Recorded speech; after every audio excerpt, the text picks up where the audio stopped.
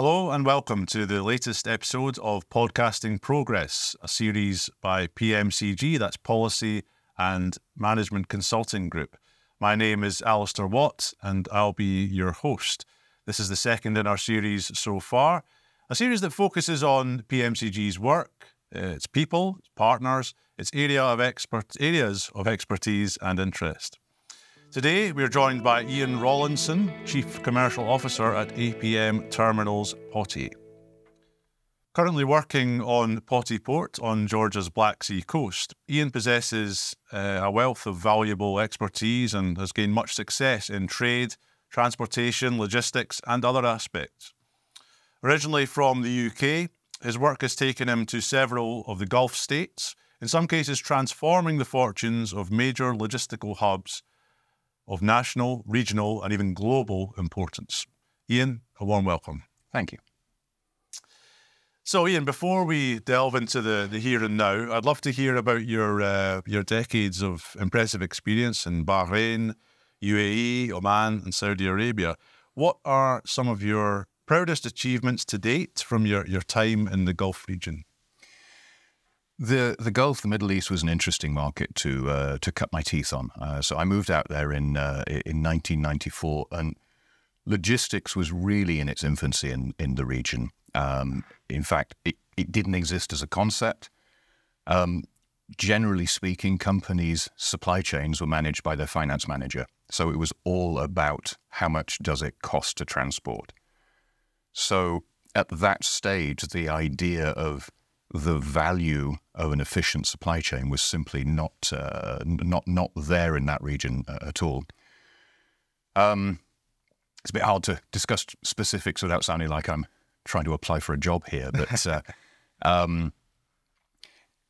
my main focus was absolutely about how could I articulate to a potential customer, how can they take total cost out of their supply chain through more efficiency, rather than just haggling over the last $5 on the ocean freight for a container or for an air shipment. So seeing a broader picture. Absolutely. What tends to happen is people focus on each of the individual components and look at how much does it cost, instead of saying, well, how much is the cost of time as well? Because obviously how long it takes you to transport goods from A to B is a significant contributor to cost. And this is one of the areas where what we're looking at here in Georgia today and across the Central Asian market, this is very important because reliability and service integrity is more important than the last dollar on a container, because by getting cargo when you need it, where you need it, that enables people's supply chains to be operated more efficiently, and you can therefore take waste out. And waste, of course, is always a massive cost in any business. Mm-hmm. So in terms of things that I'm very proud of over that period, when I started with APM Terminals in Bahrain, one of the reasons that the government of Bahrain selected us as the preferred bidder for the new port there was because they believed that we, as part of the Maersk group, were going to be able to bring transshipment and therefore help Bahrain become a hub for the region.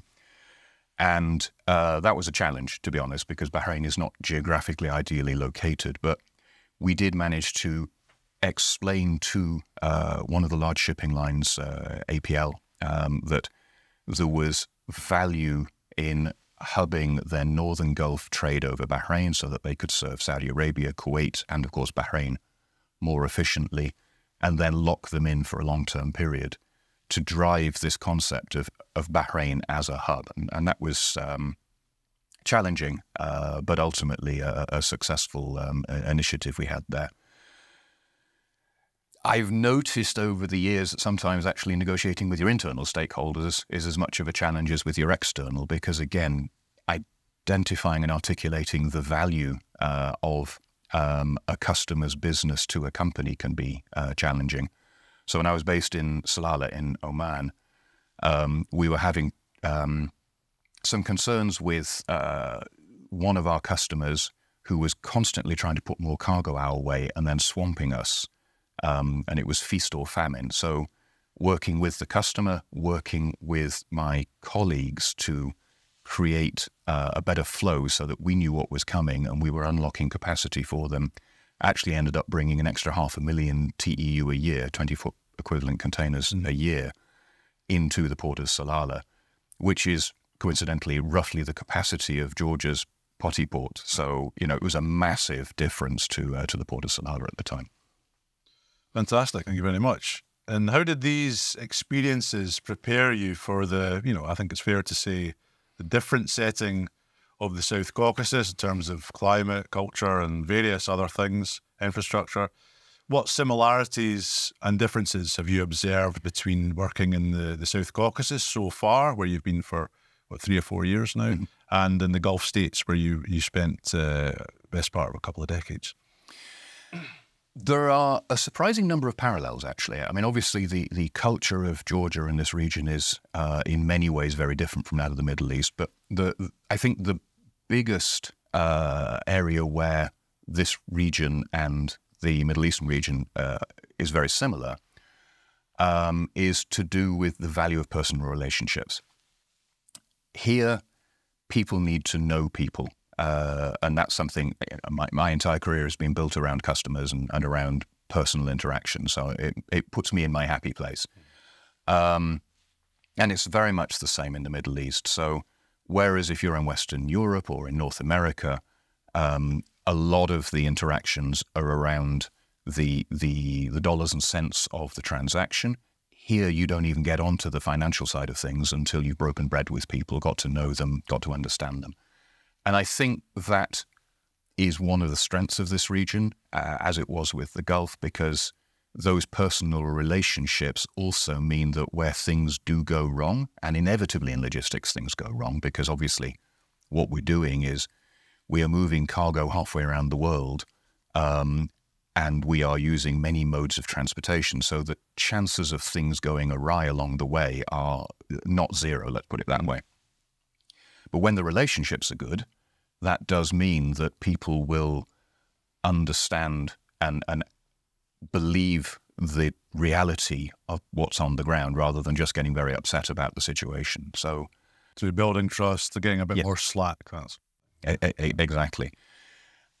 The biggest difference is that the level of maturity of the logistics industry in the Gulf now is very different than it was when I first got there. So to me, the South Caucasus today is very similar in some ways to where I started off nearly 30 years ago in the Middle East, in that there isn't a great deal of sophistication in the logistics industry today.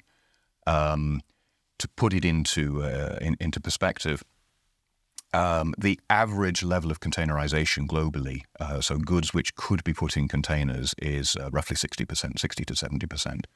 Across Central Asia, it's somewhere in the region of 5%.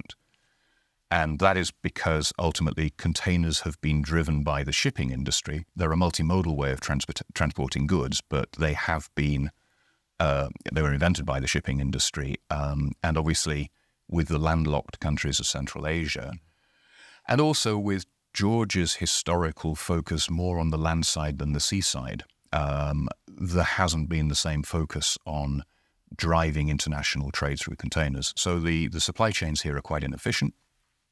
And because transporting goods through this region requires transit across, I mean, if you're talking about between China and Europe, you have to cross through Kazakhstan, Azerbaijan, Georgia, and also cross 2 seas. So it is a very complicated supply chain, and that adds a whole extra layer of challenge to anybody who wants to do it. Because not only do you have companies involved, but you have governments involved as well. So then you have a little bit of politics. Fortunately, the politics across this region, across the middle corridor at least, are such that the governments at least say that they want to make this work and want to work together. And there are encouraging developments with this new joint venture between the railway operators of Kazakhstan, Azerbaijan, and Georgia to create a company to support transiting goods across the region. What that means remains to be seen, and I'm hopeful that what they will do is create efficiencies and knock down barriers between the countries. My concern on that is that they may use that as a way to create a single body, and there's a risk of monopoly, which obviously is never a great thing because it takes away competition. Mm-hmm. Okay, and so there's an element of diplomacy involved here with this, or is that not something you're personally involved in? So, I think there's an element of diplomacy in any customer service provider interaction, and even more so when you're dealing with state operators. So yes, very, very much so. It's not a formal diplomacy, obviously, and we're a commercial company, so we're not involved in the business of diplomacy. But at the same time, if you're not diplomatic with a small d in the way that you will approach a state operator, or for that matter, obviously we engage with particularly ministers of transport and economy across the region, understanding that this is. I'm from the UK. As much as I love Georgia, I am not from Georgia, and we as APM Terminals are not from Georgia, so we have to recognize that we are guests, and hopefully valued guests in this country, who want to bring value to the economies of Georgia and our neighboring states. And we have an obligation to do that right, because we've been granted this opportunity to develop logistics across this region. And that's incredibly important for the economies of this region. And so to recognize that and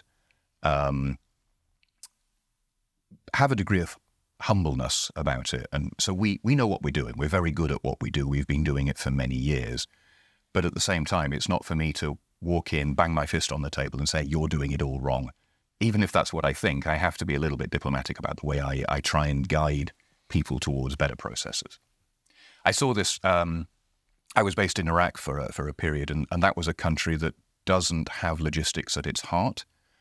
And I could see there managing the relationships with the Iraqis so that we could help them improve the logistics processes was very much the same. And so it was and that was a country that was very much government controlled, of course. So the same aspect of having to be diplomatic with a small d.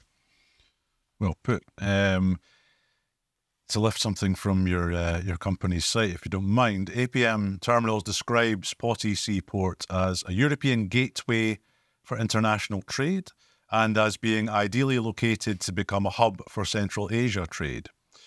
So in your eyes, how significant is the potential of Poti Port in regional terms, Black Sea, Caucasus, Central Asia, and global terms?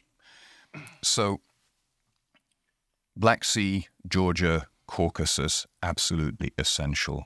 Central Asia, to a growing degree, and particularly since the war in Ukraine, also essential. On global terms, very valuable, but our opinion as a company, and my opinion personally, is that we need to be careful we don't allow the massive volume of trade that runs between particularly China, but the rest of the Far East into Europe, to deviate us from the real needs of this region. In my view, the Port of Poti and Georgia's logistics have a unique opportunity, but also need to drive and support efficient logistics for Georgia, for the rest of the Caucasus, and then for Central Asia. The Central Asian nations are all landlocked, obviously. So Kazakhstan, Turkmenistan have access to the Caspian, but that is essentially an inland sea. You still have to cross Azerbaijan effectively. The sea doesn't have effective water routes to connect with international waterways. So, as I said before, only 5% of containerizable trade in Central Asia today is being moved in containers. The rest of it's being moved in trucks. It's being moved in conventional rail cars. So that means that it is having to be reworked. And whenever you rehandle cargo, you risk, obviously you add cost, you also risk additional cargo damage, you risk loss through either just natural wastage or theft. So the more cargo originates in a container and arrives at destination in that same container without the seal being broken, the more cost can be taken out, efficiency can be increased, speed can be increased, and cargo integrity and security can be increased. And that is where Poti comes in, because we are the largest port and growing in Georgia. So today our capacity is effectively 600,000 TEU, 20-foot equivalent containers. We have a project which we are about to embark on very soon, which will almost double our capacity. It will add another 400,000 TEU. So that'll take us to a capacity of 1 million TEU. That, compared with the ports across the region, across the Caspian, the port of Baku has plans to grow their capacity, which is roughly 70 to 80,000 today, TEU, to 500,000. So they will become as big as we are today. And then the port of Aktau in Kazakhstan has plans to increase their capacity to 350,000 TEU. So we're future-proofing Poti. We're future-proofing Georgia from the port side of things with this investment. Obviously, today, we're already handling in the region of 500,000 TEU. So this investment and growth in capacity is necessary just to serve our current market and the organic growth in trade that we're seeing in Azerbaijan, Georgia, Armenia. But with 1 million TEU of capacity, we will have enough capacity to serve the medium to long-term future for the region, for the middle corridor. The Far East to Europe trade is extremely interesting to a lot of people at the moment, because obviously with the sanctions in Russia, a lot of European companies are looking for alternative routes between Asia and Europe. It is still legal to transit goods through Russia, but a lot of companies don't want to because they simply want to avoid any involvement in Russia. Plus insurance premiums are much higher, so it's actually quite an expensive route at the moment. It is, however, a very efficient and very reliable route when there isn't a war on. So whereas it can take up to 60 days and even more with the current Red Sea crisis to ship goods from, say, China to North Europe by sea coming through the Red Sea, the Northern Corridor can do it in 12 to 14 days. And again, time is money when it comes to logistics. So a much faster transit time is of enormous value to shippers of high-value goods. The Middle Corridor, when it works right, can move goods from China to, say, Qingdao to North Europe in about 25 to 30 days. But those words, when it works right, are incredibly important.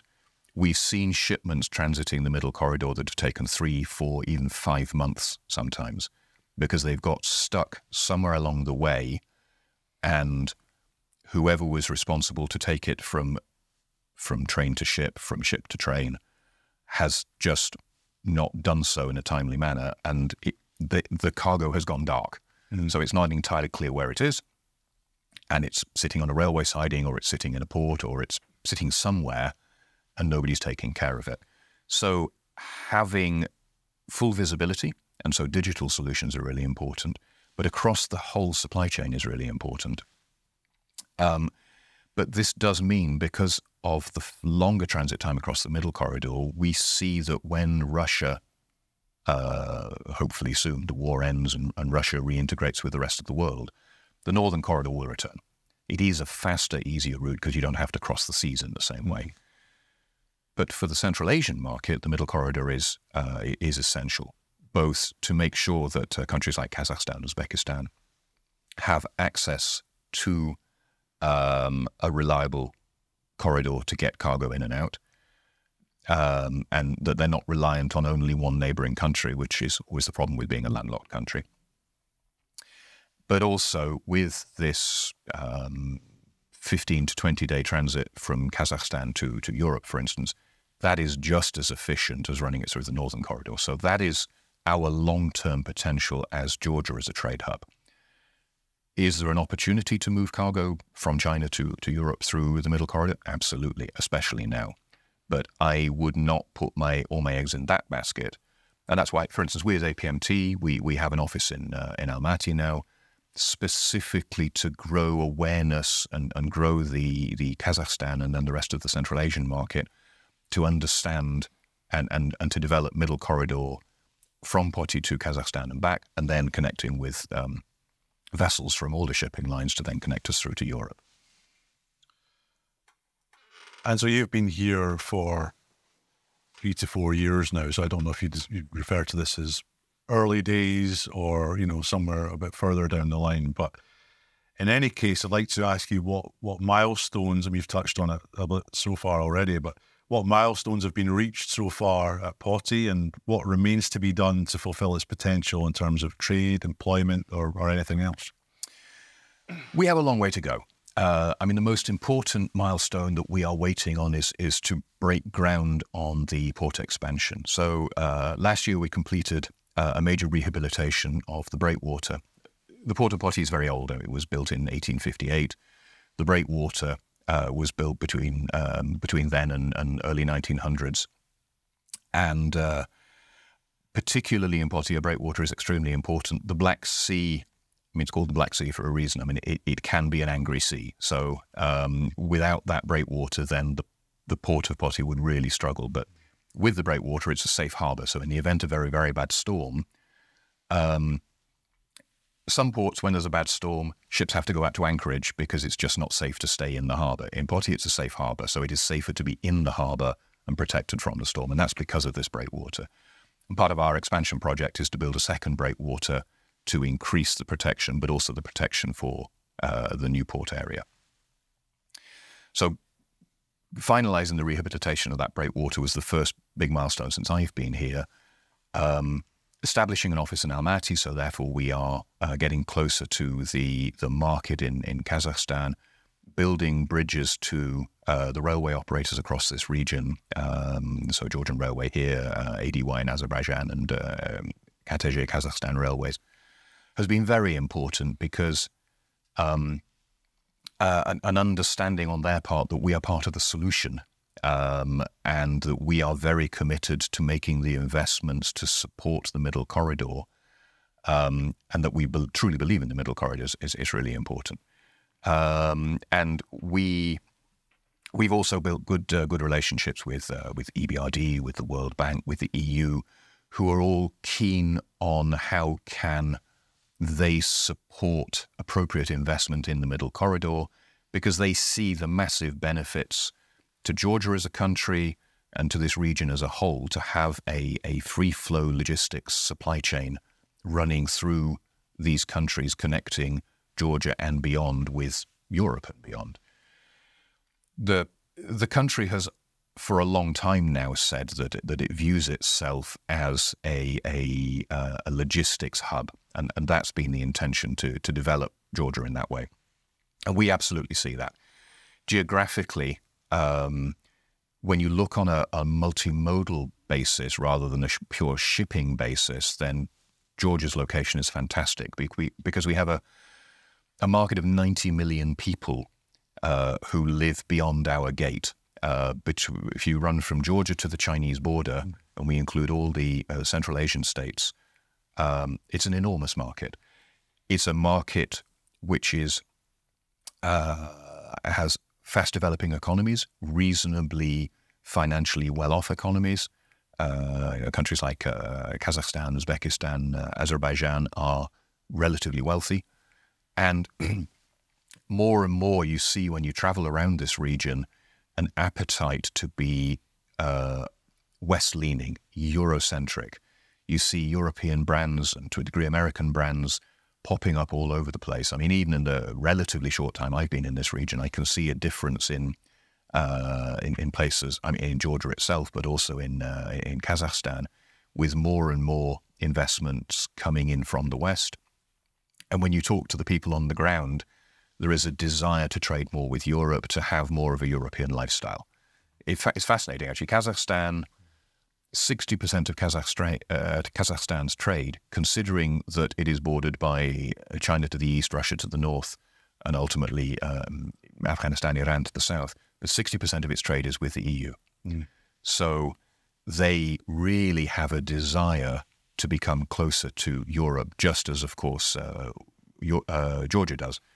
And that means that when you have a region that is looking to basically pass through our port, by definition, we have to be there, and we are at the heart of the solution for growing the economies of this region.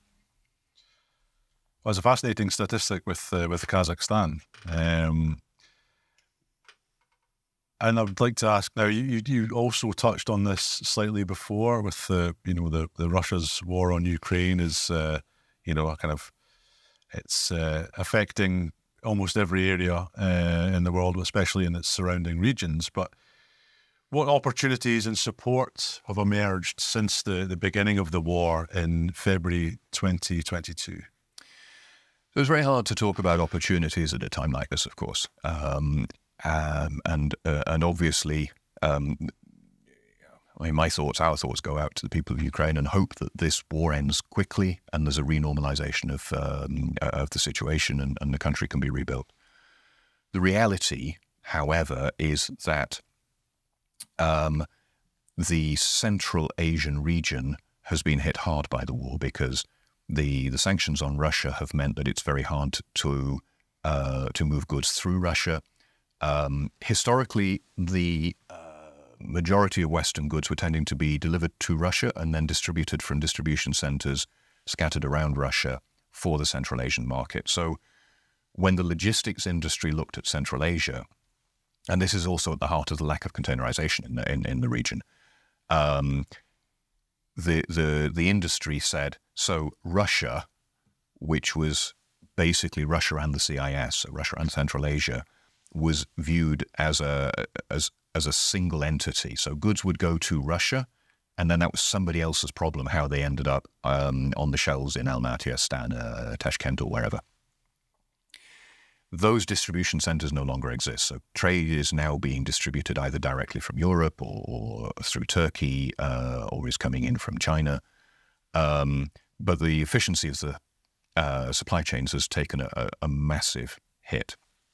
But what we've also seen is an enormous increase in cargo volumes. So last year we saw a 174% increase in container traffic through the Port of Poti, which was, I always like to take this opportunity to recognize my colleagues who work on the territory. I mean, I talk about what we do, but ultimately I have 800 colleagues who do what we do. And for any business to effectively double what it's doing overnight is incredibly challenging operationally. And the team we have on the ground, but also the logistics industry in and around Poti, the trucking companies, the container depots in the city, have really stepped up. And as a result, in spite of this massive growth in cargo volume, we've not seen a drop in efficiency. In fact, we've seen an increase in efficiency. We've been moving containers faster through the port, which has unlocked capacity. But that growth, of course, has been unprecedented. And what's happening still, though, because the middle corridor is not as efficient and not sufficiently invested in rolling stock to support that growth, what's been happening is cargo has come into Georgia and then has continued to be cross-loaded into trucks or cross-loaded into conventional rail cars. And so we still have this very inefficient supply chain. And as far as Georgia is concerned, we also see, if you go to the Sarpi border near Batumi, the queue of trucks coming in and out of between Georgia and Turkey is just unbelievable because so much cargo is now just being moved by road via Turkey and then going on to wherever. And that, of course, it's an environmentally not a good way of doing things.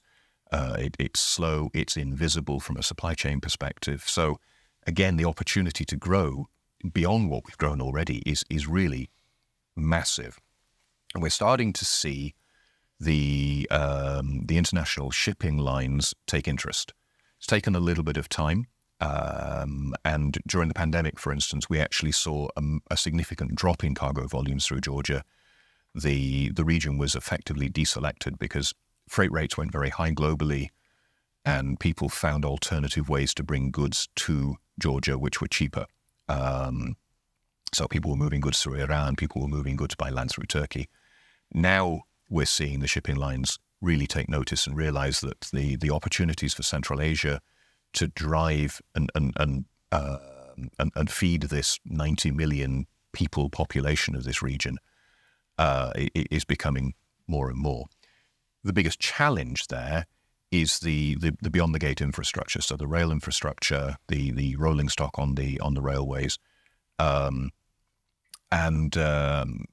that's where the investment is needed. We will invest in the port, but on the railways across the entire region, that needs more investment.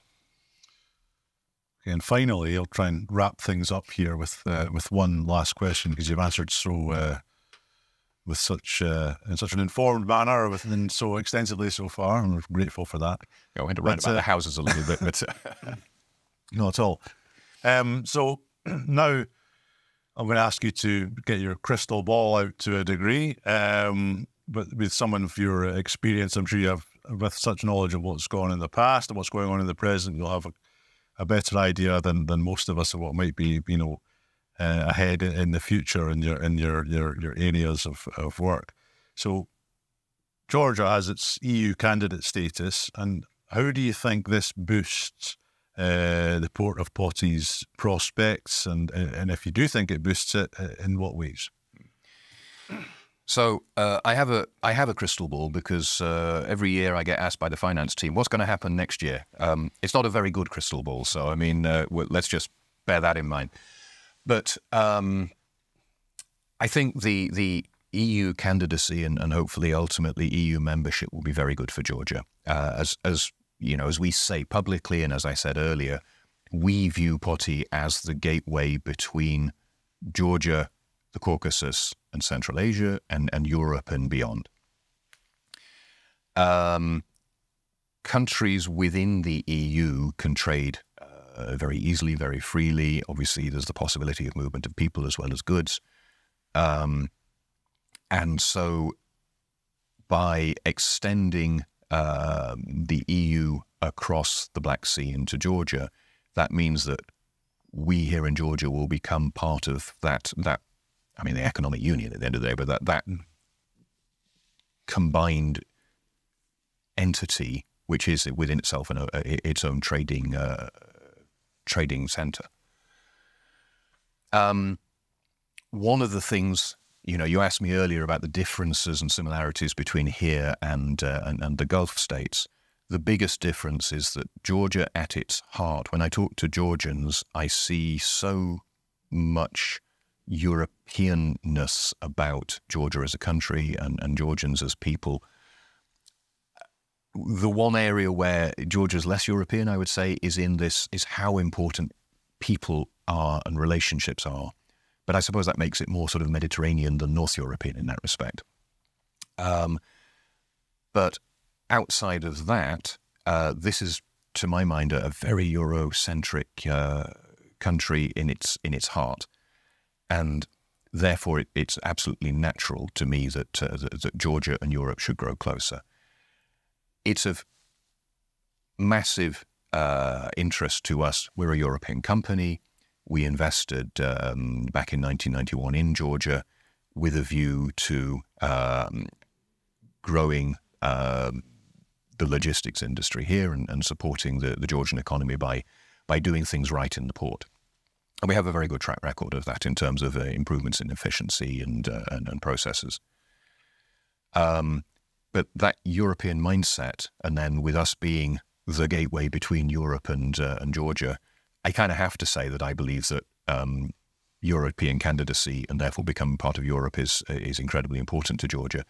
I certainly think it's incredibly important to the logistics industry of Georgia, because it's not just about the port then. Then it becomes a question of if if I'm a fast-moving consumer goods company based in Europe and I want to serve the Central Asian market, where better to set up my distribution center than at the easternmost outpost of Europe, where I can then bring goods, deconsolidate them, and then send them throughout this entire region quickly, efficiently, with relatively low cost, very fast service of the market.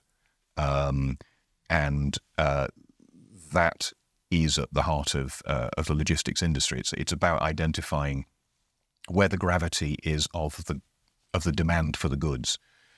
And Georgia is ideally located for that. So again, by being a part of the EU and therefore facilitating goods to move to Georgia with minimal encumbrances in terms of the transfer of the goods, and then be able to serve Kazakhstan, Uzbekistan, Kyrgyzstan, Armenia, Azerbaijan, and so on, quickly and efficiently is a game changer for logistics, but also, very importantly, by driving logistics into Georgia, it opens up opportunities for really good jobs for Georgians in the country.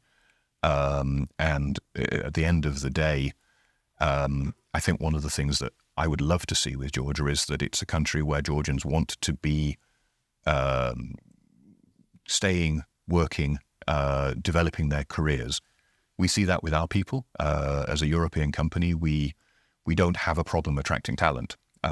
People want to work with us, which is very gratifying, of course. But it's also because people recognize that there are opportunities for growth within us, and the opportunity for Georgia to develop its logistics industry as part of the EU, and then create great jobs for young Georgians to stay here and grow the economy of this country is potentially a game changer for the country. I think that's a fantastic place to finish. Iain, we really appreciate your time and your insights, and wish you continued success over on the Black Sea. And thank you very much for joining us. Thank you, Alistair. Nice to meet you. Feel free to check out PMCG's latest periodic publication on transportation and logistics, which is available at our website. In addition, you can subscribe on Spotify, Apple, wherever else you get your podcasts, if you want to check out further editions or previous editions of Podcasting Progress. You can also follow PMCG on social media, of course, primarily on Facebook and LinkedIn, and you can always check out various things on the company's website. Thank you.